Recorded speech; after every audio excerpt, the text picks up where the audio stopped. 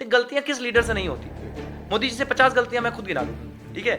Each and every prime minister of India since 1948 इसलिए बोल लो क्योंकि जवाहरलाल नेहरू जी बन गए थे उस टाइम, ठीक है। तो सिंस 1947-48 जितने भी प्राइम मिनिस्टर, सबका अपना अपना रोल है, सबकी अपनी अपनी मिस्टेक्स है। मैं सबकी मिस्टेक्स, सबके अचीवमेंट्स ऑन माई टिप गिना सकता हूँ, ठीक है। मेरे एक टीचर थे, सीनियर टीचर थे, वो मुझे हमेशा एक लाइन बोलते थे कि जैसे एक लड़के के लाइफ में जो प्रेमिका होती है, दैट मीन्स द लवर, वो क्या करती है, लड़के को आवारा से इंसान बनाती है, लेकिन पत्नी के हाथ में वो संभला हुआ रिश्ता आता है। मैं नेहरू जी प्रेमिका थे, उनके हाथ में एक ऐसा बिखरा हुआ देश आया था जिसको उन्होंने संभाल के तब मोदी जी को दिया। जहाँ पर एक बंदा अचानक से टोल तोड़ देता है, बोलता है कि मैं टैक्स देता हूँ, रोड टैक्स देकर गाड़ी उतारी है, मैं टोल क्यों दूँ? इसके ऊपर आपका क्या ओपिनियन? आप ये कह दोगे हम टोल नहीं देंगे, तो वो आपकी सिस्टम से ऐसी लड़ाई है जो इलीगल है, और सिस्टम से इलीगल लड़ाई कभी नहीं जीतेगी। सिस्टम हमेशा आपको मारेगा और बहुत बुरी तरीके से मारेगा, और इतना मारेगा कि आप बता भी नहीं पाओगे कि कहाँ कहाँ दर्द है। वही चीज़ है कि सही सवाल होना ज़्यादा जरूरी है। तो इंडिया में जो सवाल होना चाहिए वो ये नहीं होना चाहिए कि रुपया क्यों गिर रहा है, बल्कि सवाल ये होना चाहिए 10 साल हो गए मेक इन इंडिया, हमारे पास एक्सपोर्ट ग्रोथ कहाँ है? 10 साल हो गए हमारे यहाँ आत्मनिर्भर भारत के प्रोग्राम को। आपने देखा होगा कई बार ऐसी न्यूज़ आती है कि इस लड़के ने ये डेवलपमेंट कर दिया, एक ने रोबोट बना दिया, किसी ने गाड़ी बना दी हाइड्रोजन चलने वाली, किसी ने कुछ बना दिया, लेकिन उसके बाद उस पर कुछ होता ही नहीं, ठीक है। यही सिंगल चीज़ आप वेस्टर्न कंट्रीज में चले जाओ, आपके पास छोटा सा आइडिया हो, नो डाउट आपको कंपनी में कह सकते हैं कि इक्विटीज़ नहीं मिलेंगी, लेकिन आपको आपके आइडिया का पैसा मिलेगा। टार्जन मूवी देखी है आपने? टार्जन मूवी का जो कॉन्सेप्ट ये था कि वो अपना आइडिया बेचने जाता है, इंडिया में लालची बैठे थे, पहले बाहर बेचता तो वो ज़्यादा मिलता। सेम यहीं पर भी कि अगर इंडिया में वो अपना आइडिया देता है तो उसके आइडिया की वैल्यू नहीं है, वैल्यू है तो लोग उसका आइडिया कॉपी करके उसको ही निपटा देंगे। इंडिया का मिडिल क्लास श्रिंक कर रहा है, बिल्कुल कर रहा है, और बड़ी बुरी तरीके से वो परेशान है। सबसे ज़्यादा टैक्सेशन का बर्डन मिडिल क्लास पे, इन्फ्लेशन का बर्डन मिडिल क्लास पे, गवर्नमेंट बेनिफिट्स मिनिमल है, और सपोर्ट तो है ही। दूसरी चीज़ क्या है कि इंस्टाग्राम पर आजकल एक माहौल चला हुआ है कि एजुकेशन इज़ अ स्कैम। भाई education is not a scam. आप 1 किलोमीटर के दायरे में 1000 से भी ज़्यादा चाय वाले देखेंगे, हर कोई डॉली चाय वाला नहीं बन गया, सभी की कैपेबिलिटीज उतनी नहीं है, लेकिन हर MBA वाला 50,000 की नौकरी पा जाएगा आज से साल, 1.5 साल, 2 साल बाद। इसके लिए प्रॉब्लमेटिक हमारा एजुकेशन सिस्टम है। अब एजुकेशन सिस्टम को पता ही नहीं है, और कमाल की बात है टीचर्स को खुद नहीं पता। इंडिया के यंगस्टर्स को आज के दिन में कुछ जानना नहीं है, बट ज्ञान देना है। सब आकर अपने अपनी टिप्पणियां दे देते हैं, बट आप देखिए at the end of the day उन्हें करना क्या है? चाय बेचना है, and that's the very first. खून आपका किस क्रिएटर को देखकर खोलता है मिस इन्फॉर्मेशन स्प्रेड करते हुए? देखिए ऐसे तो मैं किसी एक स्पेसिफिक क्रिएटर का नाम नहीं लूंगा, उन सभी क्रिएटर्स को फॉलो भी करता हूँ। जब लगता है कि हाँ ये चीज़ गलत है, ये पॉइंट ऑफ व्यू गलत है, तो उस चीज़ को बस मैं काउंटर करता हूँ। मैं पर्सनली बताऊँ, मैं उनकी वीडियो ध्रुव राठी की वीडियो देखता हूँ, उसके अलावा द रैंटिंग बोला, ठीक है। लिटरली मैं बताऊँ मुझे वे ऑफ स्पीकिंग पसंद नहीं है, मुझे उनकी एक भी वीडियो अच्छी नहीं लगती। हाँ नहीं लगती मुझे भी, बट मैं देखता हूँ उनको। पसंद तो मैं नहीं करता टू बी ऑनेस्ट, लेकिन मैं देखता जरूर। मैं ध्रुव राठी को भी देखता हूँ, मैं रैंटिंग बोला को भी देखता हूँ, इवन आकाश बनर्जी को भी देखता हूँ।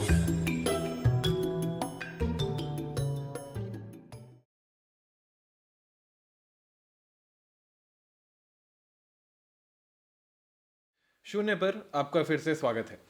शून्य पर हम हमेशा ट्राई करते हैं कि आपको जितनी ज़्यादा हो सके उतनी इंफॉर्मेटिव और वैल्यूएबल नॉलेज प्रोवाइड करें। और अगर हमारे चैनल ने आपको थोड़ी सी भी वैल्यू प्रोवाइड की हो, देन प्लीज़ सब्सक्राइब टू शून्य। आज के हमारे गेस्ट काफ़ी ज़्यादा स्पेशल हैं, क्योंकि इन्होंने काफ़ी लोगों को इकोनॉमिक्स पढ़ाई है, और अब ये चाहते हैं कि अपने कंटेंट के थ्रू इकोनॉमिक्स आसान भाषा में समझाएं। अर्थशास्त्र जो कि एक बहुत ही इम्पॉर्टेंट सब्जेक्ट होता है किसी भी इंसान के लाइफ में, नो मैटर आप किस एकेडमिक फील्ड में हो, बट इकोनॉमिक्स समझना आपको ओवरऑल एक जागरूक नागरिक बनाता है, और इसी के साथ आपको एज अ पर्सन काफ़ी ज़्यादा डेवलप्ड बनाता है। आप अपने डिसीजन सही ले पाओगे, and that's why this podcast is for you if you सक इन फाइनेंशियल डिसीजंस एंड आपकी अगर करंट अफेयर्स गंदी है। ऑल राइट, सो ज़्यादा टाइम वेस्ट ना करते हुए moving on to the episode, enjoy it. Hi sir. Hello. First of all मैंने आपकी काफ़ी सारी वीडियोस देखी हैं, और आपके वीडियो में वो जो एक बात है ना कि मतलब आप स्टार्टिंग में किसी की वीडियो डाल रहे हो, लाइक कोई कुछ मिस इन्फॉर्मेशन स्प्रेड कर रहा है और अचानक फिर आपका फेस आता है, एक वो वाला रहता है कि चल ये क्या बक रहा है तो वो चीज़ मेरे को बहुत पसंद आती है।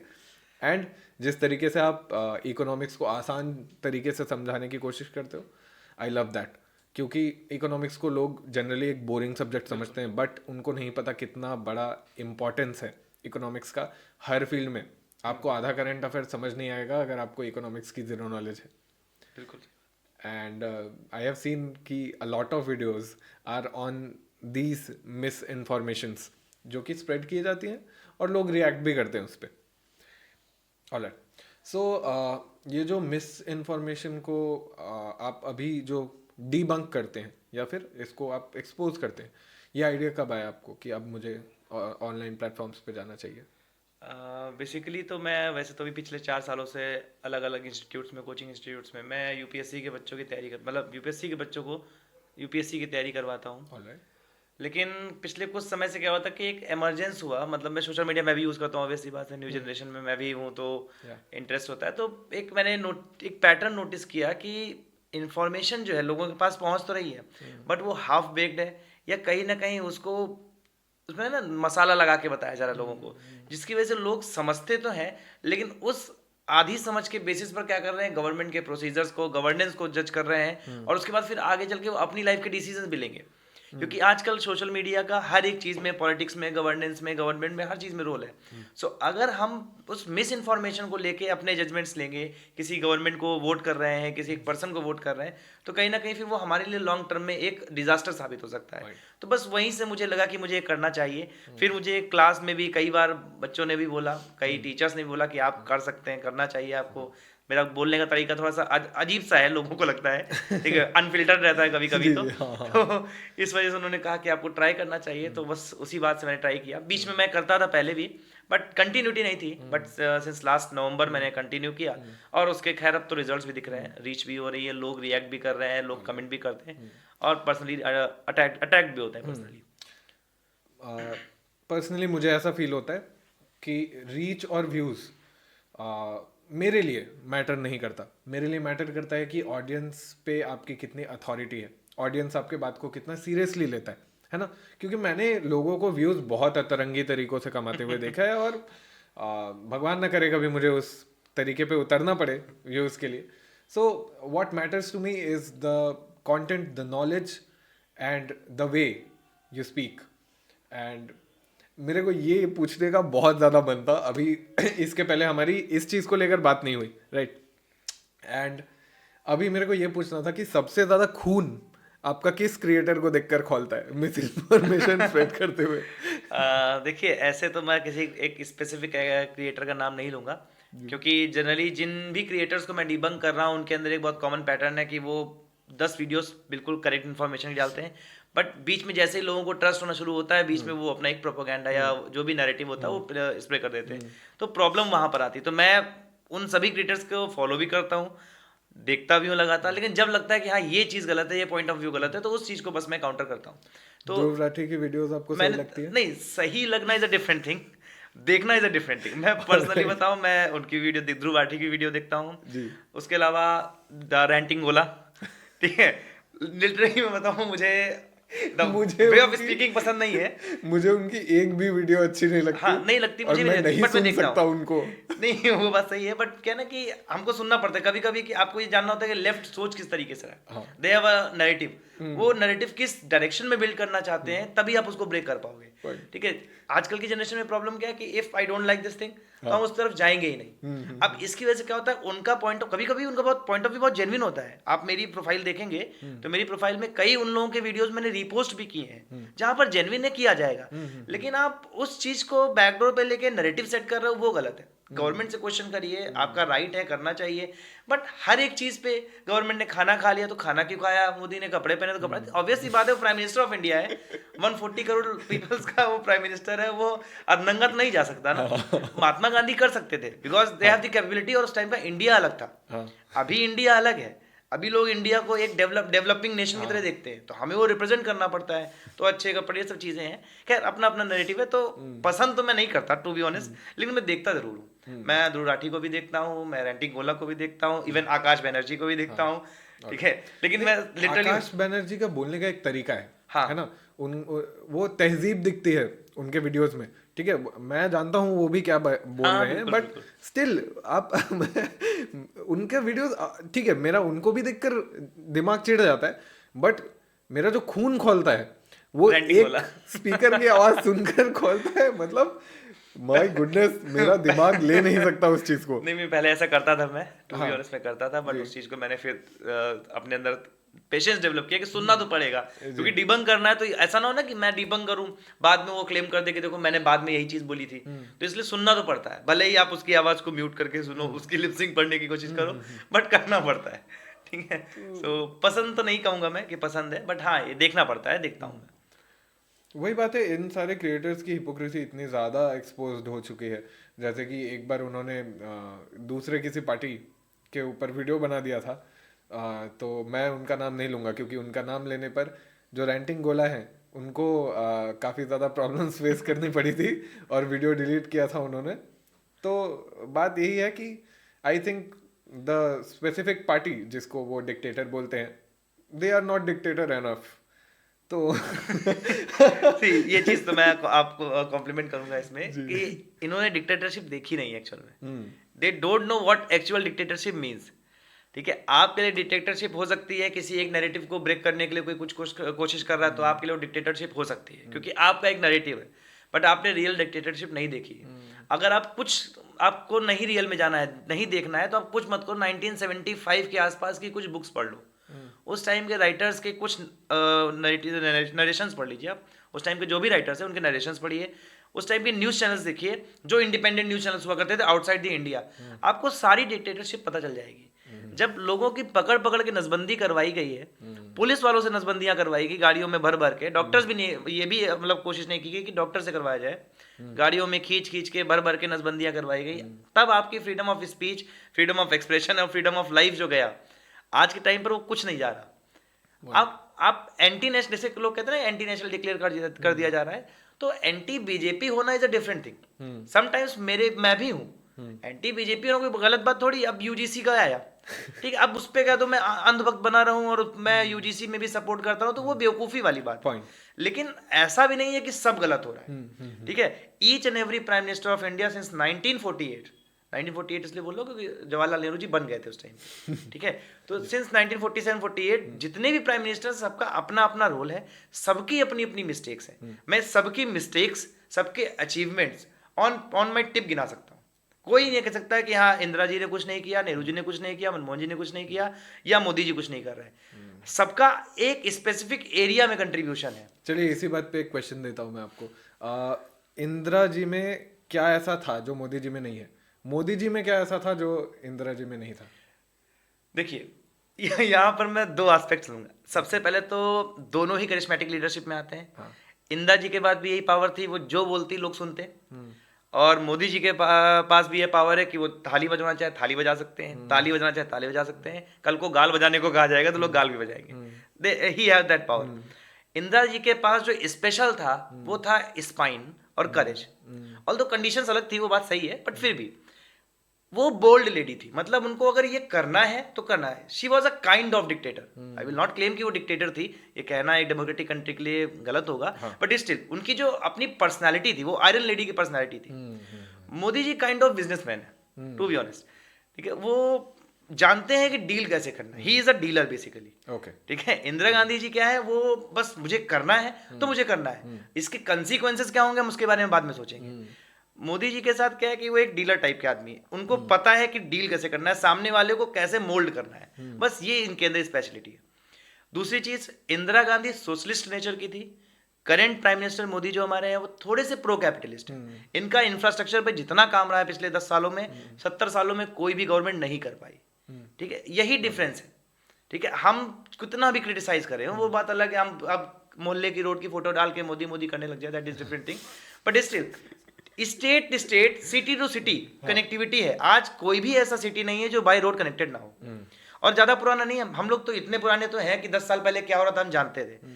मैं अपने पर्सनल लेवल पे बताऊं तो मेरा जो रहता हूं, मैं लखनऊ में रहता हूं और सीतापुर मेरा होम टाउन था। पापा आ गए थे, घर वाले है लखनऊ में भी, बट गांव से कनेक्शन है। 3 से 4 घंटे बाई रोड लगते थे 2017 से पहले। आज वही दूरी, सेम दूरी 1 घंटे 40 मिनट में पूरी हो जाती है। So why people should not vote? ठीक है, तो इंफ्रास्ट्रक्चरल डेवलपमेंट तो हुआ है। हाँ, सोशलिस्टिक पैटर्न पर देखें, वेलफेयर पॉलिटिक्स पर देखें तो कहीं ना कहीं ये बैक एंड पे आते हुए दिखाई देते हैं, but after their loss in the third term उन्होंने उस पर भी काम करना शुरू कर दिया। तो मिक्स जो आपने रोड्स की बात की, रोड्स के बाद पर मैंने आपकी भी एक वीडियो देखी हुई है जहाँ पर एक बंदा अचानक से टोल तोड़ देता है, बोलता है कि मैं टैक्स देता हूँ, रोड टैक्स देकर गाड़ी उतारी है, मैं टोल क्यों दूं? इस पे इसके ऊपर आपका क्या ओपिनियन है? देखिए, टोल देना पड़ेगा हमको, ठीक है, और ये हम अकेले नहीं कर रहे, वर्ल्ड की सारी कंट्रीज कर रही हैं, इवन चाइना तक कर रही है जो कम्युनिस्ट नेचर की गवर्नमेंट है, क्योंकि आपके पास गवर्नमेंट के पास इतने रिसोर्सेज नहीं है कि वो इतना बड़े स्केल पर इंफ्रास्ट्रक्चर बना सके। हम लोग कह तो देते हैं कि हम टैक्स दे रहे हैं, टैक्स दे रहे हैं। मुझे बहुत सिंपल सा क्वेश्चन का जवाब चाहिए सबसे कमेंट बॉक्स में। अगर आप सब टैक्स दे रहे हो तो फिर जो टैक्स कलेक्शन है वो कम कहाँ से है? क्योंकि टैक्स अगर आप दे रहे हो तो वो किसी ऑफिशियल मीडियम में दे रहे होगे। तो गवर्नमेंट का जो टैक्स कलेक्शन है वो बजट के 1/3 क्यों है? फिर मैं भी टैक्स दे रहा हूं, आप भी टैक्स दे रहे हो, सब कह रहे हैं हम भी टैक्स दे रहे हैं। If everyone is paying tax then why the government revenue is 1/3 of the total budget? ठीक है। दूसरी चीज, हमारे यहाँ पर जो डायरेक्ट टैक्सेशन है वो आपके सिर्फ 6% लोग भर रहे हैं, फाइल कर रहे हैं। जो आपका रिटर्न आ जा रहा है उसके बाद जो इफेक्टिव आपका टैक्स हो रहा है वो आपका 3% के आसपास।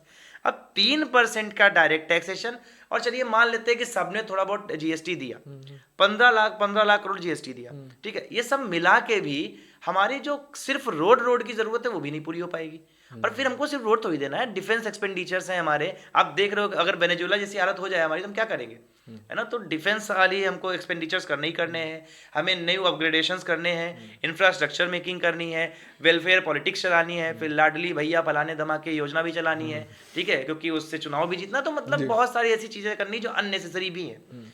अब कोई ये कह सकता है इसकी क्या जरूरत है, आपको लग सकता है कि जरूरत नहीं है, बट हमारा भारत अर्बन सिटीज में नहीं रहता।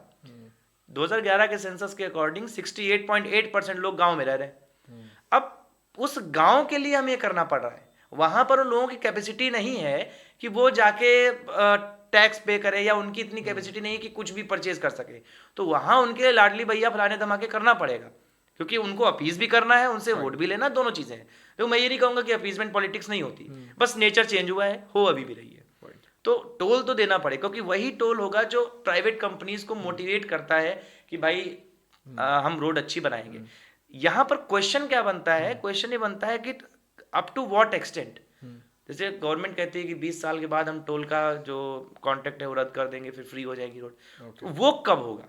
क्वेश्चन एक्चुअल में होना चाहिए ये गवर्नमेंट से कि भाई आप टोल को सही करो ना, ठीक है, मतलब कि कितने समय तक कलेक्शन होगा उसकी स्पेसिफाई टाइम कर दो, या फिर उन कंपनीज को अकाउंटेबल करो कि जो रोड का मेंटेनेंस अच्छा नहीं कर रही। जैसे ये क्वेश्चन तो जेन्युइन है कि अगर हम टोल दे रहे हैं तो उस रोड पे ये रूल होता है, जैसे रूल होता है कि अगर आप किसी रोड पे टोल दे रहे हो तो वहां पर अगर आपकी गाड़ी को कुछ प्रॉब्लम होती है तो एनएचएआई की गाड़ी आएगी, पेट्रोल देगी, या जो भी होगा बेसिक सर्विसेज आपको मुहैया कराएगी। ये नहीं होता है, तो इस पे क्वेश्चन करना और अकाउंटेबल ठहराना जायज है। आप ये कह दोगे हम टोल नहीं देंगे तो वो आपकी सिस्टम से ऐसी लड़ाई है जो इलीगल है, और सिस्टम से इलीगल लड़ाई कभी नहीं जीती जा सकती। सिस्टम हमेशा आपको मारेगा और बहुत बुरी तरीके से मारेगा, और इतना मारेगा कि आप बता भी नहीं पाओगे कि कहाँ कहाँ दर्द हो रहा है। दिस इज द रियलिटी, ठीक है। तो इसी मैं वीडियो में हमेशा एक लाइन बोलता हूँ, सही क्वेश्चन सही जगह पर रखना ज्यादा जरूरी है, बजाय इस बात के कि हम सरकार से क्वेश्चन करते रहे, ठीक है। आप कुछ, मैं आप मान लीजिए आपके घर आए हो, अब मैं आपसे फालतू के सवाल पूछता रहूं तो उसको मतलब थोड़ी है।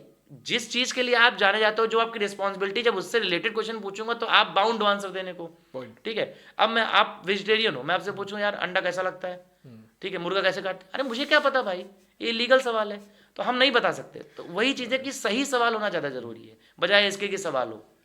तो ये सबसे बड़ी प्रॉब्लम है। आपने जैसे दोनों गवर्नमेंट में डिफरेंस बताई, मैं ऐसा नहीं मानता कि कांग्रेस के टाइम पे कोई भी डेवलपमेंट नहीं हुई, बिल्कुल, और बीजेपी के टाइम पे कोई भी खामी नहीं रही, मैं ये भी नहीं मानता। दोनों में ही अच्छे भी हैं बुरे भी हैं। कांग्रेस के टाइम पर ऐसे कौन से इकोनॉमिक डिसीजंस थे जो आपको काफ़ी सही लगा, और बीजेपी के टाइम पे कौन से ऐसे डिसीजंस हैं जो कि आपको इधर पे सही लगा कि मतलब हाँ, मतलब इसके ये सारे डिसीजंस अच्छे थे और इसके ये डिसीजंस अच्छे थे? कोई दो डिसीजंस आप बताइए। देखिए, ये बहुत बढ़िया क्वेश्चन भी है और इसको मैं सच बताऊं तो दिल से बताना भी चाहता था। ठीक है, ताकि व्यूवर्स को ये पता चले कि इकोनॉमिक्स बायस्ड नहीं होती, नंबर्स बायस्ड नहीं होते। हालांकि बनाना चाहो तो बायस्ड हो जाएंगे, दैट इज डिफरेंट। तो खैर, शुरुआत करें तो हम कांग्रेस की बात करें तो देखिए, कांग्रेस को जो देश मिला था वो बड़ा फ्रेगमेंटेड देश मिला था। 567 रियासतें थी, उनको कंट्रोल करना, उन सबको अपीज, क्योंकि स्टार्टिंग में आपको अपीज करना पड़ेगा। मैं एक जमींदार हूँ, आप मुझसे कहना चाहते हो कि मेरे अंडर में रहो, मैं क्यों रहूँ जब तक मुझे कोई मॉनेटरी बेनिफिट नहीं है या कोई ऐसा बेनिफिट नहीं है जिसको मैं इग्नोर ना कर सकूं। तो नेहरू जी के सामने कंसोलिडेशन की प्रॉब्लम थी, उसको बांध के रखने की प्रॉब्लम थी, एक नई चीज आई थी। ठीक है, मेरे एक टीचर थे, सीनियर टीचर थे, वो मुझे हमेशा एक लाइन बोलते थे कि जैसे एक लड़के की लाइफ में जो प्रेमिका होती है, दैट मीन्स द लवर, वो क्या करती है, लड़के को आवारा से इंसान बनाती है, लेकिन पत्नी के हाथ में वो संभला हुआ रिश्ता आता है। तो नेहरू जी जो नेहरू जी के हाथ में, नेहरू जी प्रेमिका थे, उनके हाथ में एक ऐसा बिखरा हुआ देश आया था जिसको उन्होंने संभाल के तब मोदी जी को दिया है। तो मोदी जी पत्नी है, वो अब हक जता सकती है कि हम इतना बढ़िया तरीके से डेवलपमेंट करेंगे, ये करेंगे, वो करेंगे, बट नेहरू जी के सामने अलग चैलेंजेस थे। फिर भी कंसोलिडेशन ऑफ पावर, जो पावर कंसोलिडेशन किया, उसके बाद इकोनॉमिक चैलेंजेस में पावर्टी एलिमिनेशन के लिए जो मोबिलाइजेशन ऑफ रिसोर्सेज था, वो सबसे बड़ा चैलेंज था कांग्रेस टाइम पे। वो सबसे अच्छे तरीके से वही कर पाए। ठीक है, आज हम इस कंडीशन में है कि हम नेहरू जी को क्रिटिसाइज कर सकते हैं कि नेहरू ये वो, तो गलतियां किस लीडर से नहीं होती।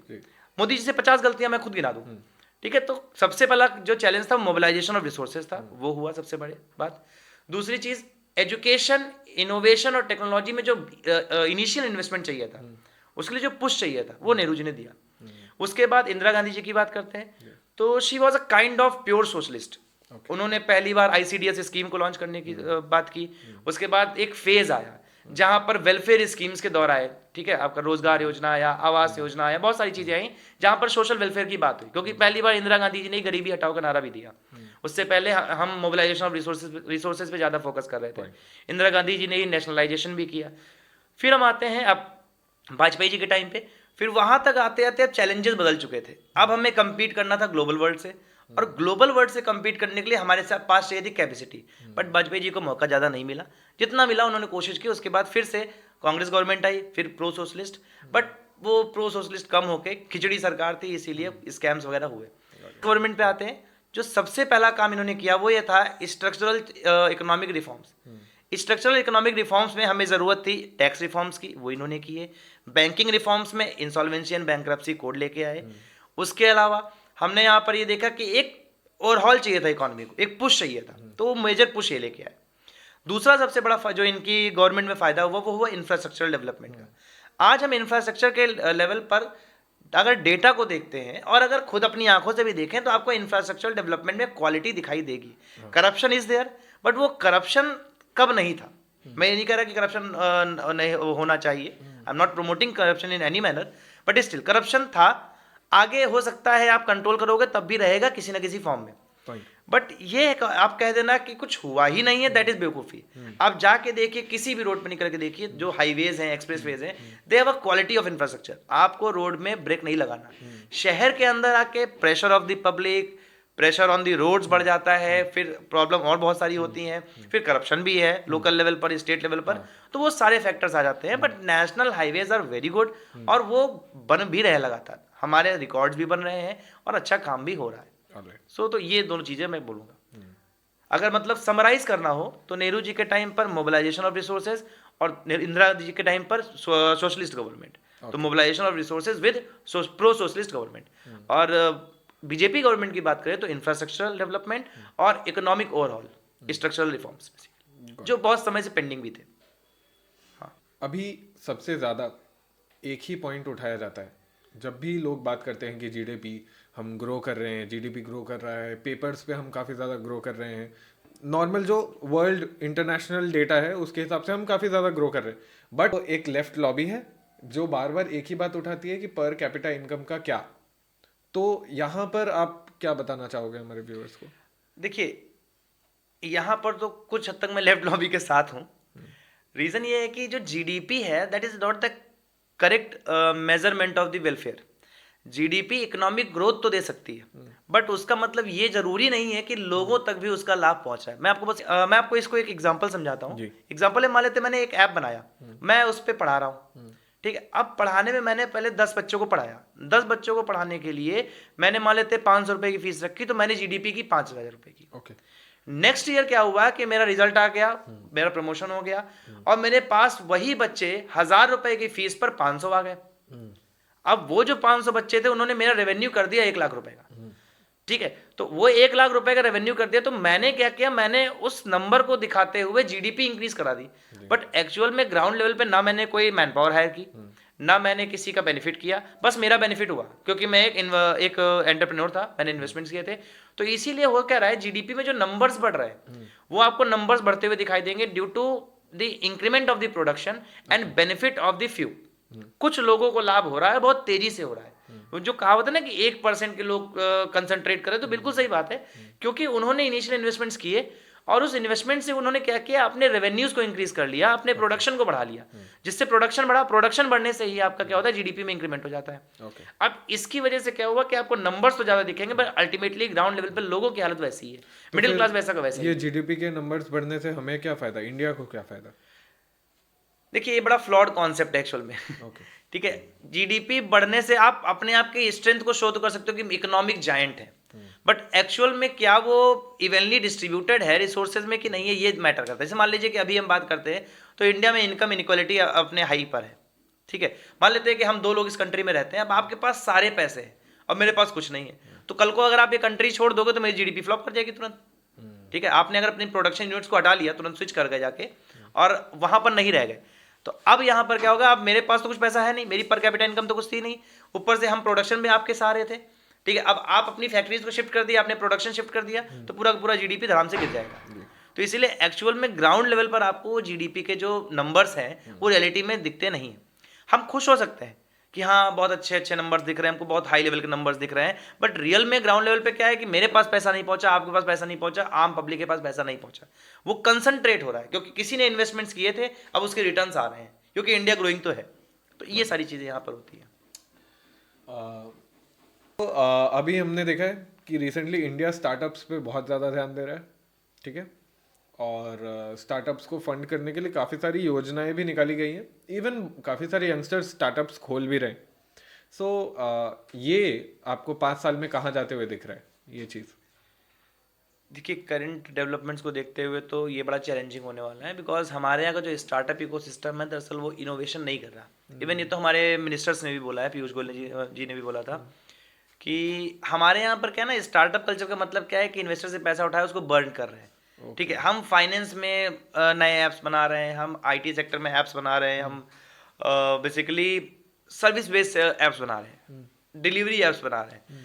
हमारे पास इनोवेशन नहीं है।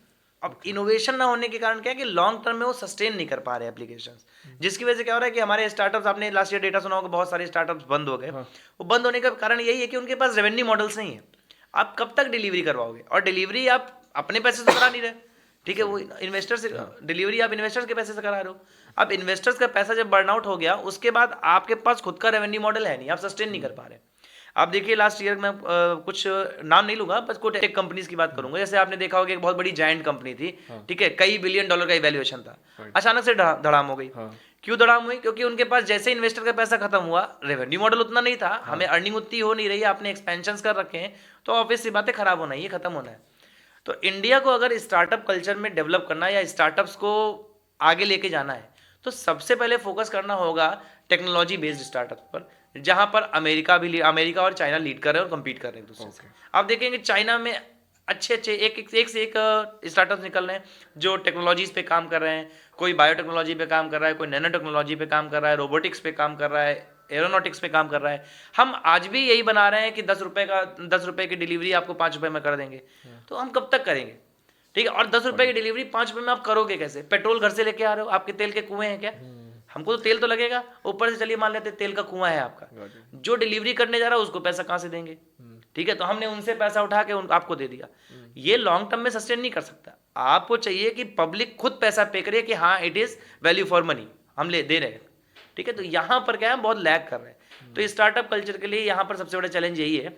मैं तो चाहता हूँ कि स्टार्टअप्स बढ़ें, क्योंकि हम लोग खुद भी चाहते हैं कि इंडिया अभी तक एक कंज्यूमर बेस्ड इकोनॉमी रही है, ठीक है, उसके अपने रीजंस रहे हैं, हिस्टोरिकल रीजंस रहे हैं, लेकिन हम चाहते हैं कि एक ऐसा इंडिया बने जो सेल्फ सस्टेन्ड तो हो, कंज्यूमर बेस्ड तो हो, बट उससे भी ज़्यादा वो एक्सपोर्ट ओरिएंटेड हो, ताकि ज़्यादा से ज़्यादा बाहर वो सामान भेज सके और भेज के जॉब क्रिएशन कर सके, रेवेन्यू अर्न कर सके और हमारी करेंसी को भी स्ट्रेंथन कर सके, ठीक है, क्योंकि करेंसी का तो आप इस समय इशू सुन ही रहे हो, बहुत ज़्यादा चल रहा है। तो ये सही पर्सनली ये काफ़ी ज़्यादा फील किया है कि आज का जो यंगस्टर है वो कुछ सीखना नहीं चाहता, वो कुछ जानना नहीं चाहता, उसे बस राजा बनना है ना। मैंने ये देखा है कि कुछ भी स्टार्टअप खोल रहे हैं लोग, मतलब MBA चाय वाला की फ्रेंचाइजी इतनी भी की है, और मैं नाम लेने से अपने चैनल में नहीं डरता जनरली, क्योंकि मैं फैक्ट रिप्रेजेंट कर रहा हूँ, मैं किसी को भी डिफेम नहीं कर रहा। और ये MBA चाय वाला के ऊपर ऑलरेडी कितने सारे केसेस हैं, क्योंकि उन्होंने कुछ एक प्रेजेंट किया कि उनके फ्रेंचाइजी को लेने के बाद उनके पास इतना इतना रेवेन्यू आएगा, बट जबकि कुछ भी नहीं आता था। मैंने कितने सारे MBA चाय वाला बंद होते हुए देखे हमारे इधर भी। तो मेरा सबसे बड़ा क्वेश्चन यही है कि हमारे इंडिया के यंगस्टर्स को आज के दिन में कुछ जानना नहीं है, बट ज्ञान देना है। सब आकर अपने अपनी टिप्पणियां दे देते हैं, बट आप देखिए at the end of the day उन्हें करना क्या है, चाय बेचना है उन्हें स्टार्टअप के नाम पे। उन्हें 10 की चाय 50 में बेचनी है, and that's a win for them. मुझे लगता है जब तक एक नेशन की सोच ऐसी रहेगी, तब तक एक नेशन ग्रो कहाँ से करेगा। तो पॉइंट ये है, आपने यंगस्टर्स में सबसे बड़ी ऐसी क्या दिक्कतें देखी हैं? देखिए, मतलब ऐसे डायरेक्ट दिक्कतों को तो मतलब नहीं कह सकते कि दिक्कतें हैं। देखिए, इनके इसमें अपने उनके भी चैलेंजेस हैं, इसमें सिस्टम के भी चैलेंजेस हैं। जैसे कि मैं आपको सिंपल बात हूँ, आपने जैसे जिस फ्रेंचाइजी का नाम लिया, अब उनके साथ प्रॉब्लम क्या है कि आप ऐसे भारत में 50 रुपए की चाय बेचना चाहते हो, जहां पर लोग 10 रुपए और 8 रुपए की चाय देने के लिए भी 10 बार सोचते हैं, और उसमें भी कहते हैं कि दोबारा थोड़ा सा आधा और ले लेंगे ताकि 10 रुपए पूरे हो जाए। ठीक, वहां 25 रुपए 50 रुपए की चाय बेच रहे हो, और फिर चाय बेचने से पूरी दुनिया नहीं चल सकती। हर चाय वाला प्रधानमंत्री थोड़ी बन जाएगा, वो एक ही बन सकता था, वो बन गया अब। और अब आने वाले समय में देश के लोग अब दोबारा तो चाय वाले को वोट नहीं देने वाले, जिस तरह का माहौल है। ठीक है, although he is a prime minister, उन्होंने अचीवमेंट्स अपने खुद के हैं, वो हर बार जीत के आए चुनाव, तो उनका अपना अलग है। खैर, बाकी यंगस्टर्स हैं वो बिना किसी बेसिक रिसर्च के सामने वाले के इन्फ्लुएंशियल पावर को देखते हुए उस पर ट्रस्ट कर लेते हैं। मतलब वो क्या बोल रहा है, क्यों बोल रहा है, उसके पीछे डेटा बैकिंग है या नहीं है, बस ट्रस्ट कर लेते हैं। इवन मैं आपको बताऊं कि मैं खुद पर्सनली 50 से ज़्यादा ऐसे क्रिएटर्स को जानता हूं इंस्टाग्राम पर, जो कुछ भी लिटरली कुछ भी बक रहे हैं, और उनके जो कमेंट बॉक्स हैं वो भरे हुए हैं, हाँ बीजेपी बेकार है, महा बेकार है, बीजेपी हटाओ देश। अरे बीजेपी हटा के तुम बचाओगे क्या, ये बताओ। बीजेपी हटाओगे कांग्रेस आएगी, 4 दिन बाद तुम कहोगे कांग्रेस हटाओ, फिर तो तीसरा कहाँ ऑप्शन का है? ऑप्शन तो है नहीं किसी के पास। तो पहली चीज़ तो ये कि वो इन्फ्लुएंशियल पावर को देखते हुए ज़्यादा इन्फ्लुएंस होते हैं और उसी के हिसाब से काम करते हैं। दूसरी चीज़ क्या है कि इंस्टाग्राम पर आजकल एक माहौल चला हुआ है कि एजुकेशन इज अ स्कैम। भाई, education is not a scam. आप 1 किलोमीटर के दायरे में 1000 से भी ज़्यादा चाय वाले देखेंगे। हर कोई डॉली चाय वाला नहीं बन गया, सभी की कैपेबिलिटीज उतनी नहीं है, लेकिन हर MBA वाला 50,000 की नौकरी पा जाएगा आज से साल, 1.5 साल, 2 साल बाद। स्टार्टिंग हो सकता है 25,000 से करे, 30,000 से करे, कुछ लोग 20,000 से भी करते हैं, बट ये कंफर्म अगर वो मेहनत कर रहा है, इज कैपेबल इनफ, तो 4-5 साल में 50,000 60,000 पहुंच जाएगा। हर MBA वाला पहुंचेगा, हर बीटेक वाला पहुंचेगा, ठीक है, हर सेल्स वाला पहुंचेगा। लेकिन हर चाय वाला हमेशा डॉली चाय वाला बन जाए जरूरी नहीं है। Although he is a businessman, he is a entrepreneur, तो कुछ ना कुछ वो इनोवेट करता रहेगा तो रेवेन्यू ज़्यादा होगा। बट रेवेन्यू के साथ साथ बिजनेस के अपने प्रॉब्लम्स भी होती हैं, ठीक है। अब वो एक बिजनेसमैन ज़्यादा बेटर तरीके से बता पाएगा क्या बिजनेस की प्रॉब्लम्स होती हैं, हम लोग तो किताबी बातें हैं जो पढ़ते हैं बताते हैं, तो ये चीज़ें हैं। और तीसरी चीज़ जो है वो प्रॉब्लमेटिक ये है कि हमारे यहाँ पर रिसर्च कल्चर को प्रमोट ही नहीं किया जाता। मैं एक बहुत डिस्प्यूटेड बात बोलने जा रहा हूँ, कुछ लोग ऑफेंड भी हो सकते हैं। हमारे देश में JRF चलता है, एक जूनियर रिसर्च फेलो प्रोग्राम चलता है। जूनियर रिसर्च फेलो प्रोग्राम के अंडर में गवर्नमेंट पैसे देती है कि आप रिसर्च करिए, हम पैसा आपका फंड कर रहे हैं, ताकि आपके दिमाग में पैसे क्या टेंशन ना रहे और आप अपनी PhD को मेहनत से कर सकें। आप रैंडमली 100 JRF को पिक कर लीजिए, 100 में से मात्र 20 से 30 JRF ऐसे जो सीरियसली रिसर्च कर रहे हैं, बाकी 70 क्या कर रहे हैं, गवर्नमेंट का पैसा आता है, रात में दारू पार्टी कर रहे हैं, कभी यहाँ घूम रहे हैं, कभी वहाँ घूम रहे हैं। लिटरली वो बस जानते हैं कि उनका जो प्रोफेसर है, जो उनका गाइड है, वो उनकी थीसिस में हेल्प कर देगा, बात खत्म हो जाएगी। वो नहीं कर रहे, ठीक है। और ये सबसे बड़ी प्रॉब्लम है। अब इस चीज़ को, अब मेरे पास कोई स्पेसिफिक कोर डेटा नहीं इसको प्रूव कर सकूं, लेकिन मैं कईयों को जानता हूं, अपनी आंखों से देखा है मैंने, ठीक है। लोग सच एक्सेप्ट भी नहीं करते, लोगों को तो ना झूठ बोलने के मतलब भ्रम में रहने की आदत होती है, उनको डिलुलू चाहिए हर चीज़ में। लेकिन मैं डिलुलू तोड़ने आया हूँ। तो टू बी ऑनेस्ट वो जेआरएफ का पैसा लेके बस अपनी अय्याशियाँ कर रहे हैं, और फिर सारा ब्लेम गवर्नमेंट पे आ जाएगा, ठीक है। ऑल्दो भी रिसेंट में गवर्नमेंट ने अपडेशन किए हैं कि आप अगर कुछ रिसर्च पेपर पब्लिश नहीं कर पाते हैं, थीसिस पब्लिश नहीं करते, तो जेआरएफ आपका छीन लेंगे हम। तो it is a better step कि आपको प्रमोट किया जाए। आपके पास कोई लॉजिकल रीजन है कि हम रिसर्च पेपर पब्लिश नहीं कर पाए, समझ में आता है। लेकिन एक बात बताओ भाई, अगर मैं इस मोबाइल पे रिसर्च कर रहा हूँ, मैं साल भर इसी मोबाइल पे कुछ ना कुछ पढ़ रहा हूँ, तो हो सकता है मैं कुछ यूनिक न निकाल के लाऊं, लेकिन पुराने वाले में ही कुछ ना कुछ तो नया निकल ही आएगा। आप एक किताब को 10 बार पढ़िए, उस लाइन के अलग अलग मतलब निकल आएंगे, है ना।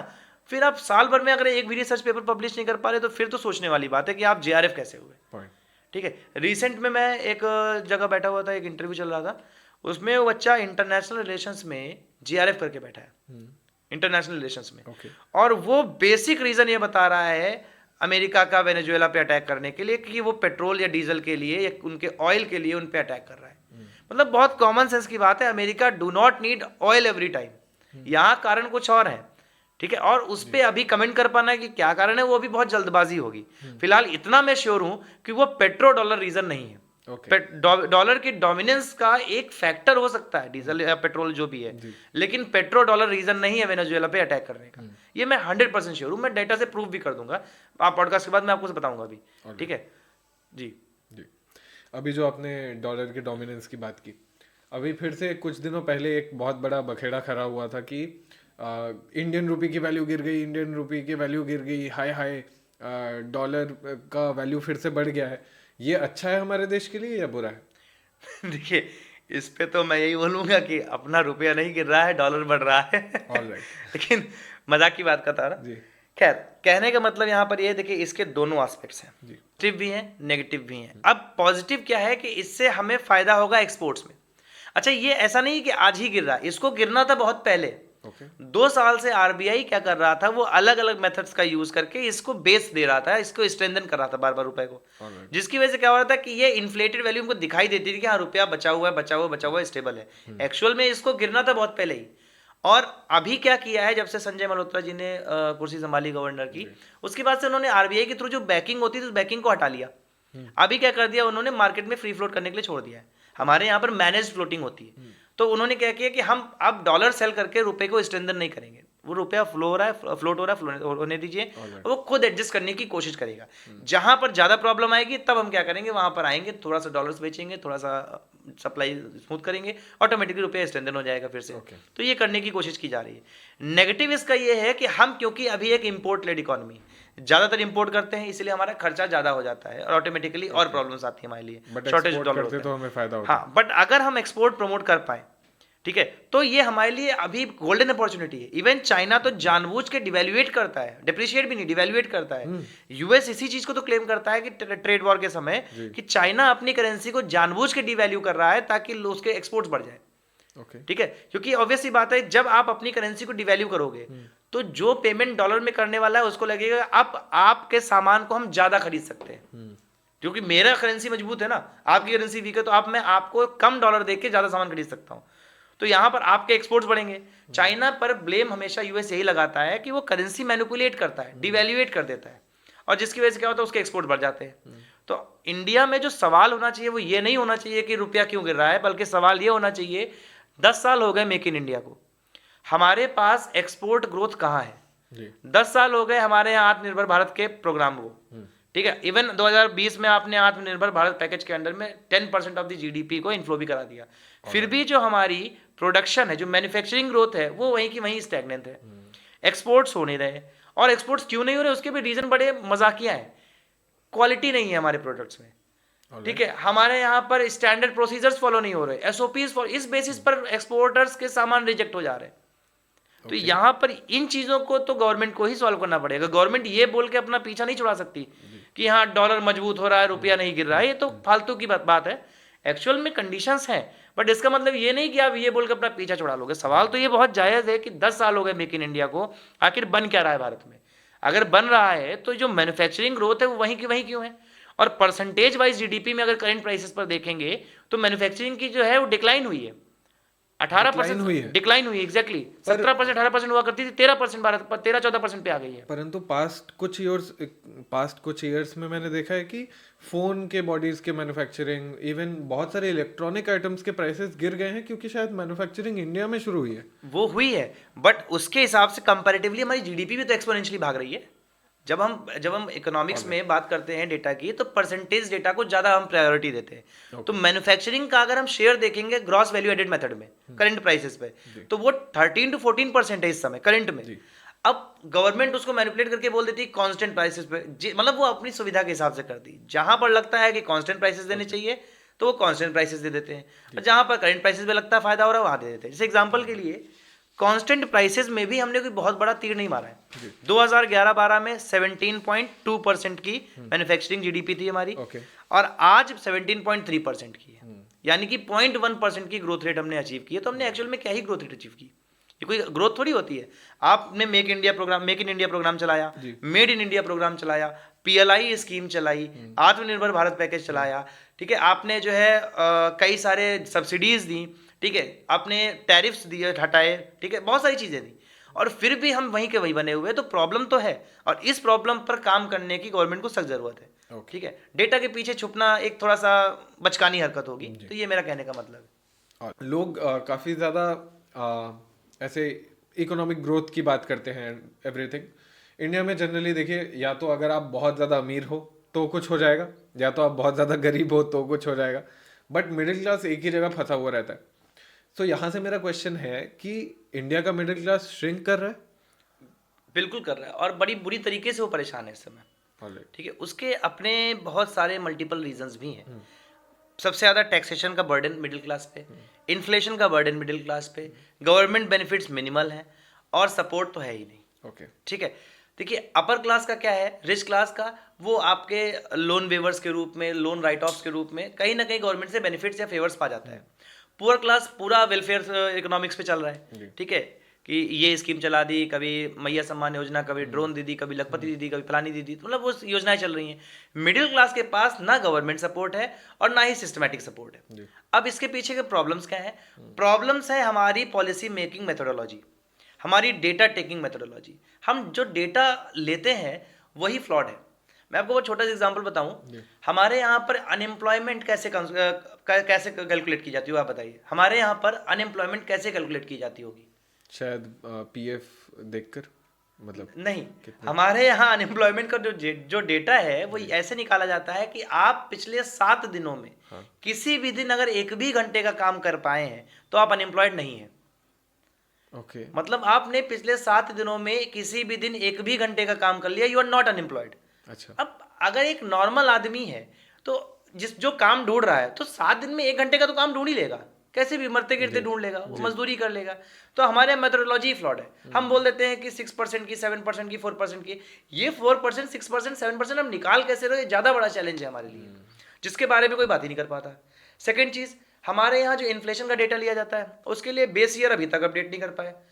बेस ईयर अपडेट नहीं कर पाए, इसकी वजह से बहुत सारे प्रोडक्ट्स ऐसे हैं जो आज महंगे हो रहे हैं। हमारी आम जिंदगी में उनकी इंपॉर्टेंस ज़्यादा है, लेकिन गवर्नमेंट उनके इन्फ्लेशन को कैलकुलेट ही नहीं कर पाती, कंसीडर ही नहीं कर पाती। क्यों? क्योंकि हम जो बास्केट प्राइस ले रहे हैं वो 2011-12 का ले रहे हैं, बेस प्राइस 2011-12 का है। 17 साल हो गए, 2011-12 का बेस प्राइस हम चेंज नहीं कर पाए। अच्छा, क्यों नहीं चेंज कर पाए? उसके अपने रीजंस हो सकते हैं, वो गवर्नमेंट बता भी सकती है, लॉजिकल भी लगेंगे, बट एक्चुअल में this is the failure of the governance. यहाँ पर प्रॉब्लम्स तो है। अब जैसे एग्जांपल के लिए मैं मान लेते हैं कि ये ग्लास था, ये ग्लास 2011-12 में नहीं बनता था, ठीक, ये 2014 में बनना शुरू हुआ। अब 14 में बनना शुरू हुआ, उसके बाद ये तब मिलता था 10 रुपए का, आज मिलता है 50 रुपए का। लेकिन ये इतनी नेसेसिटी चीज है कि इसके बिना आप जी नहीं सकते। लेकिन 2011-12 के बेस प्राइसेस में तो ये है ही नहीं। तो जब ये है, तो 2011-12 के बेस प्राइसेस में जब ये है ही नहीं, तो हम इसके बारे में जान ही नहीं पाते कि इसका इन्फ्लेशन का इम्पैक्ट क्या पड़ेगा। तो जब इन्फ्लेशन का इम्पैक्ट ही नहीं जान पा रहे, तो हम तो अपनी डपली बजा रहे हैं कि इन्फ्लेशन कम हो गया, इन्फ्लेशन कम हो गया, और हम अपने में ही खुश हैं। लेकिन एक्चुअल में मिडिल क्लास के ऊपर प्रॉब्लम पड़ रही है। एजुकेशन बहुत तेजी से महंगा हो रहा है, और मिडिल क्लास ऐसे ट्रैप में फंसा है जहां पर वो क्वालिटी एजुकेशन को ले ही नहीं सकता। इवन लोगों को घूमने तक के लिए, शादी करने के लिए लोन लेना पड़ रहा है। आप समझिए, ये सबसे बड़ी प्रॉब्लम है हमारे देश की, जिस पर गवर्नमेंट्स को काम करना होगा, और इसको गवर्नमेंट कोई भी नकार नहीं सकती कि हम नहीं कर पाएंगे या ये जनता की गलती कहाँ पे, वो मैं बता दूंगा। लेकिन उससे पहले अभी तो हम बात कर रहे हैं कि गवर्नमेंट की कहाँ पे प्रॉब्लम है। तो गवर्नमेंट की प्रॉब्लम यही कि इन्फ्लेशन टैकलिंग नहीं हो रही, डेटा हैंडलिंग नहीं हो रही, उसके अलावा जो पॉलिसी है वो ग्राउंड लेवल पर काम कर पा रही नहीं कर पा रही, इसका इफेक्टिव मेजरमेंट टूल हमारे पास नहीं है। ठीक है, 10 साल हो गए हैं नीति आयोग को बने हुए, ठीक है, अभी 11वां साल लग गया।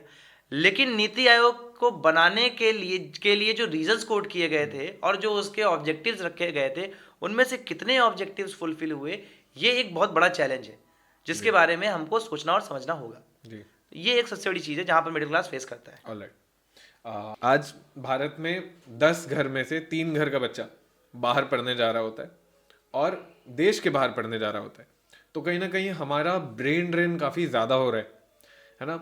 और सिर्फ कंप्लेन करने से कुछ नहीं होता, हमारी सोसाइटी ही ऐसी बनी हुई है कि अच्छे ब्रेन्स को बाहर ही जाना पड़ रहा है कहीं ना कहीं शायद पढ़ने के लिए।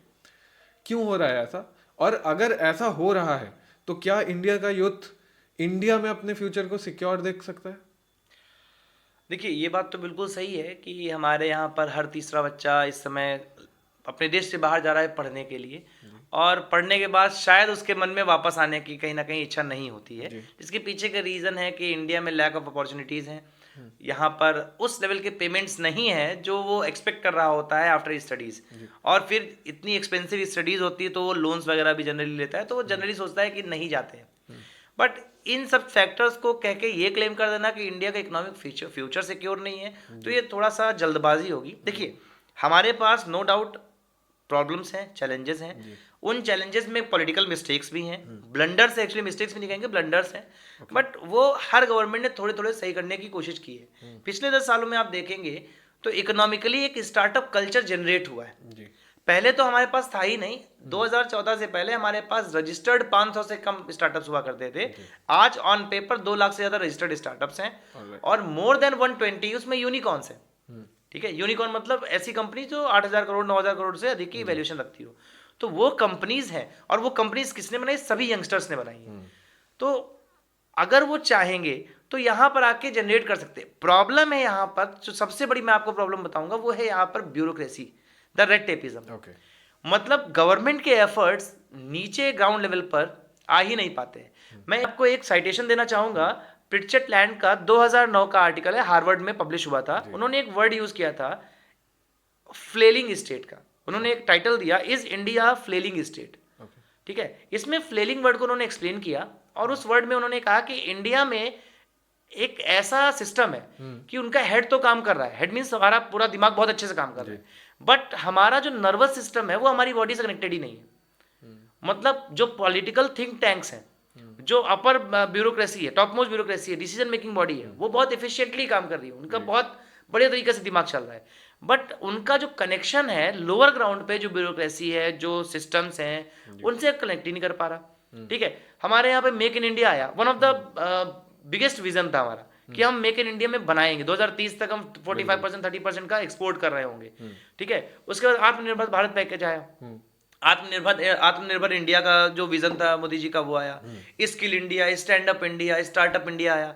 लेकिन ये सारे के सारे कहीं ना कहीं due to the bureaucratic model, due to the core corruption, सब डूब गए। फेल तो नहीं कहूंगा, क्योंकि फेल तो नहीं हुए, क्योंकि इनके रिजल्ट्स दिखते हैं हमें, बट हाँ प्रॉब्लम आई और ये सब डूब गए। पर ब्यूरोक्रेटिक करप्शन की वजह से यूथ इंडिया छोड़कर क्यों जा रहा है? देखिए, जैसे मान लीजिए कि मैं एक पर्सन हूँ, मैं एक लोन चाहता हूँ, गवर्नमेंट ने मुद्रा योजना लॉन्च की कि आप if you have any better idea, आप हमारे पास डेटा लेके आओ, वो आइडिया लेके आओ, हम आपको एंजल फंडिंग कर देंगे। अब वो बंदा दौड़ रहा है, 1 दिन दौड़ा, 4 दिन दौड़ा, 5 दिन दौड़ा, वो रोज उसको दौड़ाया जा रहा है कि कल आओ, परसों आओ, परसों आओ, कल आओ। मतलब जो बैंक ऑफिशियल्स है वो ऐसा ट्रीट कर रहा है उस बंदे को जैसे वो उनकी जेब से पैसा मांग रहा हो, उनके घर से पैसा मांग रहा हो। आपको गवर्नमेंट ने नॉन कोलेटरल लोन देने को बोला है, अगर आइडिया अच्छा है, डॉक्यूमेंटेशन पूरा है, तो उस लोन को अलॉट करने में आपको प्रॉब्लम क्या है? क्यों नहीं कर रहे? क्योंकि दे वांट कमीशंस। ठीक है, मैं इसको ओपनली बोल रहा हूँ कि दे लिटरली वांट कमीशन। वो साफ साफ बोलते हैं भाई 10% हमको दोगे तब तुमको हम पास करेंगे। ठीक है, मेरे पास इंस्टांसेस भी है बहुत सारे ऐसे जहां पर बोला गया, वो फोन नहीं उठाते, फोन करो तो आप उनके ऑफिस में जाओ, मैनेजर ऐसे डील करता है ऐसा लगता है मैंने पाप कर लिया वो लोन मांग के।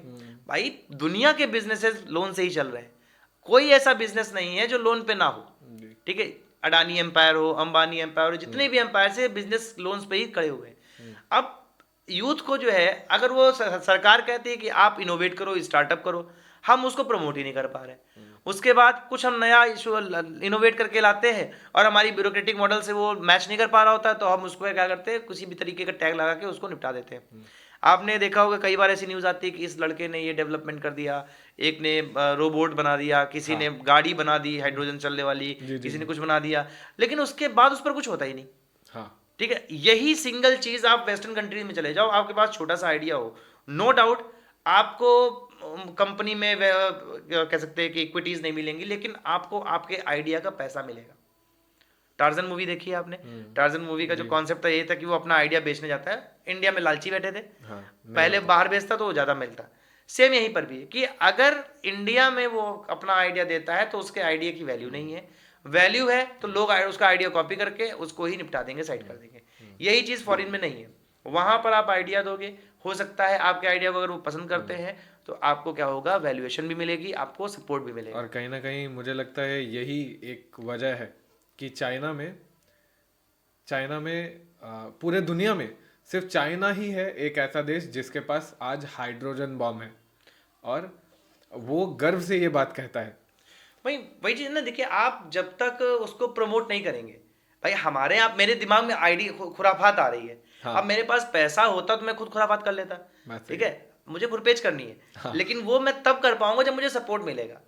आप मार्वल की मूवीज देखिए, उसमें एक पागल कॉन्सेप्ट सेम रहता है, एक पागल सा डॉक्टर होगा, उसको कोई बड़ा अरबपति फंडिंग दे रहा होगा, उसको इस बात की टेंशन नहीं कि पैसा कहाँ से आएगा, वो बस अपने पागलपन में लगा हुआ है, तो वो इनोवेट कर देता है। हमारे यहाँ पर क्या है कि वो पैसा लगाना चाहता नहीं कोई, गवर्नमेंट जो सपोर्ट देती है उनका नेताओं का ही पेट नहीं भर पा रहा। तो जब नेताओं का ही पेट नहीं भर पा रहा तो लोगों तक पैसा नहीं पहुंचा, और पैसा पहुंचेगा नहीं तो सपोर्ट कहाँ से आएगा।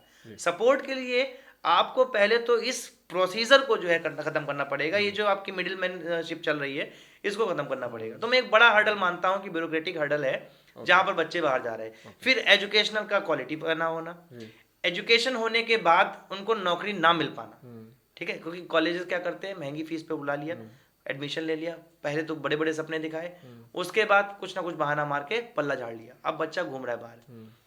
अब कॉलेज की देखो, मैं मानता हूँ कि कंपनी में एंट्री कराने के लिए स्किल्स होनी चाहिए, मौका तो दो यार, वो प्रूव ही नहीं कर पा रहा आपने, आप क्या कंपनी आई नहीं, और हम फ्रेशर हो कि कंपनी, हमको तो सीवी बनाना भी नहीं आता, सीवी बनाना कौन सिखाएगा, आप सिखाओगे, ठीक है। आधा बच्चा ऐसा है, ठीक है, हम यूपीएससी की तैयारी कराते हैं, बच्चा उसमें ऐसा आता है जिसको सीवी का मतलब, और सीवी और रिज्यूमे में डिफरेंस नहीं पता, ठीक है। अब वो डिफरेंस ही नहीं पता तो फिर आगे का काम कैसे करेगा। अब ये कौन बताता है, इसमें उसकी गलती नहीं है, ये कॉलेज की गलती थी, ये टीचर की गलती थी जिसने उसको बताया ही नहीं कि फर्क क्या होता है दोनों में। और यही कारण है कि बच्चा सोचता है कि मौका मिल रहा है, बाहर निकलो, वहां हमें वो सीखने को मिलेगा, वो देखने को मिलेगा जो हम इस बंद कमरे में नहीं देख सकते। यही एक बड़ा चैलेंज है।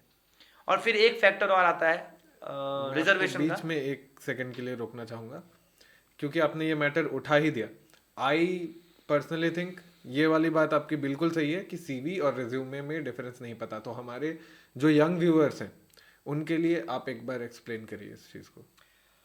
देखिए, सीवी करिकुलम वाइटे का मतलब ये होता है कि आपने स्टार्टिंग फेज में क्या क्या पढ़ाई की है, आपने करिकुलम की बेसिक जानकारी बताता है। Resume is basically continuity, okay, आप बार बार जो लाइफ में कंटिन्यू कर रहे हो, अपने करियर को लगातार परस्यू कर रहे हो, उसमें जो कंटिन्यूटी उसके बारे में बताता है। मतलब रेज्यूमे में आप लिखते हैं कि मैंने पहले यहाँ काम किया, यहाँ काम किया, यहाँ काम किया। फ्रेशर सीवी लेके जाता है और एक्सपीरियंस रिज्यूमे लेके जाता है, बस इतना ही बेसिक सा डिफरेंस है, ठीक है। और इसको अब बच्चे इसी को नहीं जान रहे, फिर आगे जाके वो क्या ही पढ़ेंगे, क्या ही करेंगे, क्योंकि उनको बताया नहीं जा ऑब्वियस सी रहा बात है ना कहीं भी।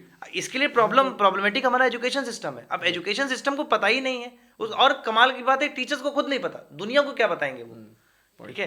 तो ये बड़ा चैलेंज है। और एक टीचर आए थे इससे पहले, तो उन्होंने भी अपने एपिसोड में यही बोला टीचर्स को। मैंने उनसे, टीचर को मैं पूछता हूँ कि आप दूसरे टीचर्स को क्या राय देना चाहोगे, आपसे भी पूछूंगा, बट ये जो चीज़ है वो उन्होंने भी बोली कि पहले टीचर्स को खुद एडुकेट होना चाहिए।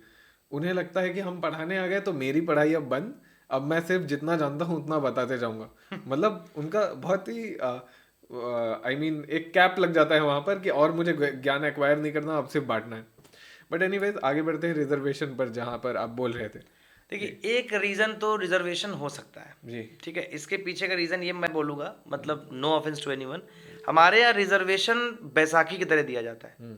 रिजर्वेशन होना चाहिए, मैं इसको ओपनली बोलता हूँ, लेकिन रिजर्वेशन का काम कैपेसिटी डेवलपमेंट का होगा, तो वो उन सभी समुदायों को आगे बढ़ा पाएगा जो कहीं ना कहीं अपने जीवन में कुछ करना चाहते हैं। आप बैसाखी पकड़ा देंगे तो वो बैसाखी लेते हुए हमेशा ही वैसे ही बने रहेंगे। मैं आपको बहुत छोटे से एग्जांपल समझाता हूँ, अक्सर मैं वीडियोस में लाइव में बोलता रहता हूँ, जब कुछ स्टूडेंट्स भी मेरे देखेंगे तो इस चीज़ को पॉइंट आउट जरूर करेंगे। मैं एक एग्जांपल देता हूँ कि एक अंधा है, वो रोड के किनारे बैठा हुआ है और उसको रोड पार करनी है। अब उसको रोड पार कराने के दो तरीके हैं। एक तरीका ये है कि रोज आप आओ, उसका हाथ पकड़ो और उसको रोड पार करा दो। दूसरा तरीका ये है कि आप पहले दिन ही आओ, उससे बोलो तुम एक काम करो, तुम चलो, हम तुम्हारे पीछे खड़े, जैसे ही तुम लड़खड़ाओगे हम तुम्हारा हाथ पकड़ लेंगे, नहीं तो तुम चलते रहो। ठीक है, तो हम मान लेते पहले वाले तरीके को शुरू करते हैं। तो पहले वाले तरीके में मैं आया, उसका हाथ पकड़ के पार करा रहा हूँ, 2 दिन 3 दिन 4 दिन 5 दिन, वो रोज डिपेंडेंट हो गया। अब जिस दिन मैं नहीं आऊंगा उसी दिन वो रोड पार नहीं करेगा, कि मेरे साथ कुछ भी हो सकता है। वो मेरा इंतजार कर रहा है कि भैया आएंगे तब पार कराएंगे। और दूसरा केस है कि हमने बोल दिया कि तुम चलो, हम पीछे खड़े हुए, अब वो चल रहा है, तो उसको ये भरोसा है कि हमको खुद ही करना, भैया तभी आएंगे जब हम गिर रहे होंगे। तो 3 दिन 4 दिन उसको लगेगा हम पीछे खड़े हो, 5वें दिन वो इंतजार नहीं करेगा, भैया आए चाहे घर पे बैठे, वो चाय पिए चाहे कुछ करे, हम चले जाएंगे, हमको इंतजार नहीं करना। अब इसका सबसे बड़ा एग्जाम्पल है वुमेन। वुमेन्स को कोई रिजर्वेशन नहीं मिला, लेकिन आज आप उनकी कंडीशन देखिए, इनकी कंडीशन भी सबसे ज्यादा डिटोरिएटेड थी। इवन SC ST OBC से भी ज्यादा डिटोरिएटेड कंडीशन किसी की थी तो वुमेन की थी। ठीक है, इनको सबसे ज्यादा जो है डिप्राइव्ड सेक्शन माना जा सकता है, लेकिन आज ये ऐसी कैपेबिलिटीज रखती है कि आप किसी से भी लड़वा दीजिए, फर्क नहीं पड़ता। They top in IITs, they top in AIIMS, they top in every exam, even UPSC, whatever the exam you can take. ठीक है, IIM का एग्जाम हो, IIT का एग्जाम हो, एम्स हो, नीट हो, PMT हो, जो भी आपके स्टेट एग्जाम्स होते हैं, सब में वुमेन्स टॉप पे है। क्यों? क्योंकि उनको ये पता था कि if I will not prove my self, हमारा कुछ नहीं होने वाला, इक्वालिटी नहीं मिलेगी। हाँ, नहीं मिलेगी। इक्वालिटी के लिए हमें लड़ना पड़ेगा। और दूसरी चीज, दूसरी तरफ क्या बना रखा है, जो लीडर्स हैं उन्होंने उन बेचारों को वोट बैंक बना रखा है। मैं बस सिंपल सी चीज कहता हूँ, जो भी बच्चे सुन रहे होंगे, एक बार पूरी बात सुनना, उसके बाद तुमको जो डिसाइड करना है डिसाइड करना। आप अपने लीडर से पूछिए कि आपके नाम की रोटी खा के, वोट बैंक का पॉलिटिक्स करके कि हम तुम्हारे हित की लड़ाई लड़ेंगे, हम जय संविधान करेंगे, जय भीम करेंगे, इतने सालों से नौटंकी चल रही, 70 सालों से। आप अभी भी वहीं के वहीं हैं, लेकिन जो लीडर्स थे उन सभी के बंगलो बन गए। ठीक है, उनके पास महंगी महंगी गाड़ियां आ गई, उनके खुद के बच्चे देश से बाहर निकल गए, आप वहीं के वहीं बने हुए हो। तो आपको तो अपने लीडर से ये पूछना चाहिए, ठीक है, कि कहाँ पे गड़बड़ हो रही है। ठीक है, आप हर बात पे ब्राह्मणवाद मनुवाद को गाली दे रहे हैं। मैं एक बहुत सिंपल सा ओपन चैलेंज देता हूं इस प्लेटफॉर्म से, मैं 500 ब्राह्मणों को खुद जानता हूँ, क्योंकि मैं खुद ब्राह्मण हूँ, तो मेरी फैमिली में सब वही है। आप 500 लोगों में से मेरे किसी भी एक के घर में मनुस्मृति नहीं है, किसी भी एक के घर में नहीं है। ठीक है, और शायद मेरे जानने में जितने हैं उनके यहाँ मनुस्मृति होती भी नहीं है। हम लोग नहीं पूजते मनुस्मृति को, हम नहीं मानते मनुवाद को। हमने कॉन्स्टिट्यूशन अपना लिया था 1951 में, संविधान हमारा है, हम संविधान से ही चल रहे हैं। ठीक है, तो आपके जो नेता हैं वो आपको बरगला रहे हैं। हमने ये कहा ही नहीं कि तुम्हारा रिजर्वेशन हटा दो, हम नहीं कह रहे, हमें कोई फर्क नहीं पड़ता, लेकिन रिजर्वेशन किसको मिल रहा है ये ज्यादा मैटर करता है। तुम ये पूछो कि 70 साल हो गए कि हमारी सिर्फ रिजर्वेशन की ही हैसियत है। आपको ये पूछना चाहिए। मैं नहीं कह रहा कि तुम मेरी बात मानो, तुमको खुद सोचना चाहिए। परंतु कहीं आपको ऐसा नहीं लगता कि जब तक आप किसी को रिजर्वेशन देकर उठाते रहोगे, लोग और ज्यादा इज्जत नहीं करेंगे? मतलब अगर कोई मेरे पास बैठा है और मुझे पता है कि उसको तो कोई उठाकर लाया है कंधे पे, मैं तो खुद चल के आया हूँ, तो फिर भी तो मैं खुद को बड़ा सोच रहा हूँ, फिर भी तो लोग खुद को बड़ा सोच रहे हैं। बात तो यही हो रही है ना। रिजर्वेशन कहीं ना कहीं इक्वालिटी को बढ़ावा नहीं दे रहा। देखिए, मैं आपको बहुत सिंपल चीज बताता हूँ। शुरुआत के लिए रिजर्वेशन जरूरी था जी, आज भी जरूरी है, लेकिन उनके लिए जरूरी है जिनको सच में जरूरत है। आप लोगों को पूछना चाहिए why Tina Dabi needs reservation. आप उसमें भी अपने आप को गर्वान्वित महसूस कर रहे हो, तो फिर आपके अंदर प्रॉब्लम है। बिल्कुल सही। ठीक है, हमारे पास टेंशन नहीं, हमको हमारे लिए चैलेंज 98 लाना, तो हमारे लिए टेंशन इस बात की है कि हम 95 तक तो पहुंच रहे हैं, 3 नंबर नहीं आ रहे। लेकिन आपको तो ये सोचने की जरूरत है कि हमको 70 सालों से वही कहा जा रहा है कि तुम वंचित हो, तुम गरीब हो, तुम शोषित हो, एक ही स्कूल में पढ़ रहे, एक ही टीचर तुम दोनों को पढ़ा रहा है, फिर भी तुमको इसी का चूरन चटाया जा रहा है। तो कहीं ना कहीं तुमको ये सोचना चाहिए कि भाई प्रॉब्लम कहीं तो है। ठीक है, आप अपलिफ्टिंग क्यों नहीं कर पा रहे? आप अपने लीडर से पूछिए ना कि भाई अपलिफ्टिंग क्यों नहीं हो रही। हम लोगों का क्या है, हमको तो भाई 98 मिल रहे हैं, ठीक है, और ज्यादा थोड़ी मेहनत करनी पड़ेगी, 99 लाने पड़ेंगे, और वो हमारे यहाँ ला भी रहे। ठीक है, अब आप उसका ब्लेम हम पे डालते रहिए, तो हमारी गलती नहीं, हमारी मजबूरी है। एग्जैक्टली हम लाएंगे, हमारी मजबूरी है, हमको लाना पड़ेगा, नहीं तो हमको कोई नहीं पूछेगा। जी, वही मुझे भी ऐसा फील होता है काफी ज्यादा कि ये कहीं ना कहीं इनइक्वालिटी को उल्टा और ज्यादा बढ़ा रहा है। और स्पेशली जो अभी जो लॉज पास हुए हैं, दैट्स फिर से एक होल अनदर टॉपिक, उसके ऊपर पूरा एक अलग एपिसोड बन सकता है। बट एनीवेज, आई थिंक कि जब तक ऐसा होता रहेगा, we have too many challenges, but still we have our Republic Day coming on. बिल्कुल। एंड आई थिंक पिछले इतने सालों में, 75 सालों में इंडिया काफ़ी ज़्यादा डेवलप कर गया है। मेरे नज़र में और कोई ऐसा देश नहीं है जो इतना ज़्यादा डेवलप किया हो। कोई भी पार्टी हो, आज तक कितनी भी पार्टीज हो, ऑफ कोर्स कुछ नेताओं को छोड़कर, बट जितनी भी पार्टीज हैं आज तक, उन सब ने काफ़ी ज़्यादा कंट्रीब्यूशन दिया है इस इकोनॉमिक ग्रोथ में या फिर ओवरऑल ग्रोथ में। And I love how some of the leaders today, even today, Owaisi ji हैं, ठीक है, मुझे काफी अच्छा लगता है जिस तरीके से वो बोलते हैं कि आपका नेशनलिज्म तब कहाँ जाता है जब बाहर के देश के प्रधानमंत्री तुम्हारे देश के प्रधानमंत्री को गाली देते, है ना। एक वो होना चाहिए कि हाँ, मेरे ओपिनियंस अलग हो सकते हैं, पर मेरे देश के बंदे को छुआ कैसे? ऑब्वियसली भाई, मेरे घर की लड़ाई हम घर में देख लेंगे। जी बिल्कुल, बाहर वाला कैसे हमारे घर वाला बोल सकता है? ये तो वही बात हो गई कि मैं घर में अपने लड़ाई कर रहा हूँ, पड़ोसी मेरे बाप को गाली दे रहा है। ऑब्वियसली बात। पॉइंट ये है।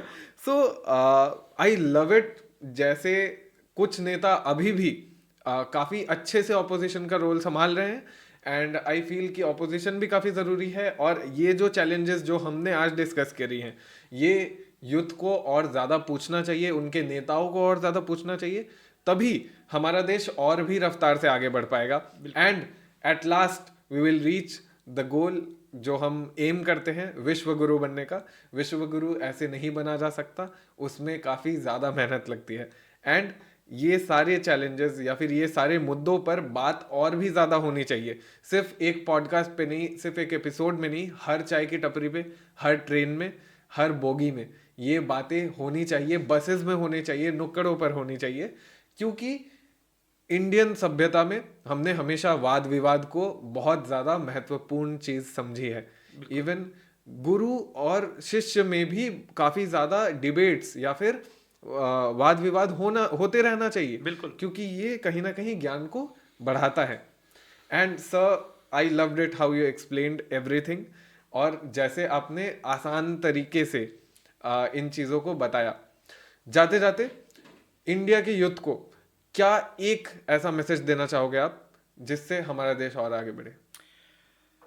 मैं बस कंक्लूडिंग लाइन में एक लाइन बोलूँगा कि आप जब भी किसी को सुनो, उसकी बात पर भरोसा अंधा मत करो जी।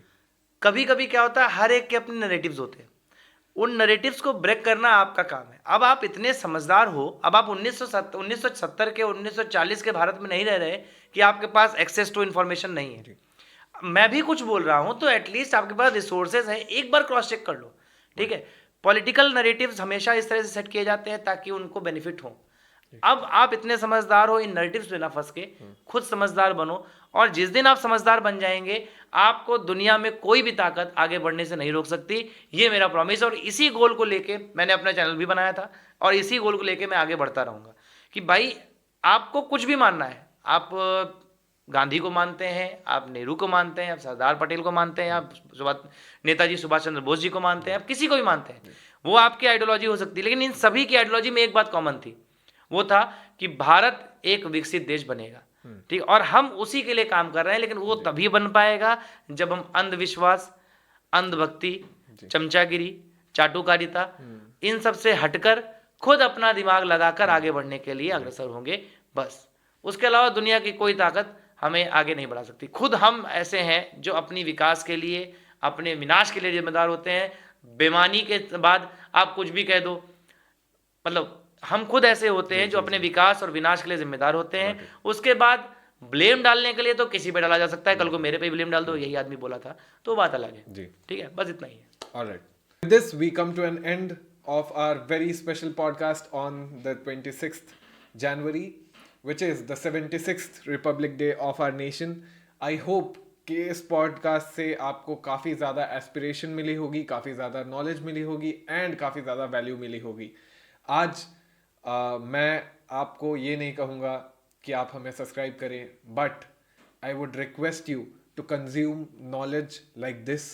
आपको ज़रूरी नहीं है कि आप सिर्फ बुक्स से नॉलेज कंज्यूम करें। You have a sea of knowledge in today's world. आपको हर जगह कंटेंट के माध्यम से भी नॉलेज मिल सकती है। सो आई रिक्वेस्ट यू, ताकि हमारा नेशन ग्रो करे, ये आपकी जिम्मेदारी है कि आप नॉलेजेबल कंटेंट को प्रमोट करें।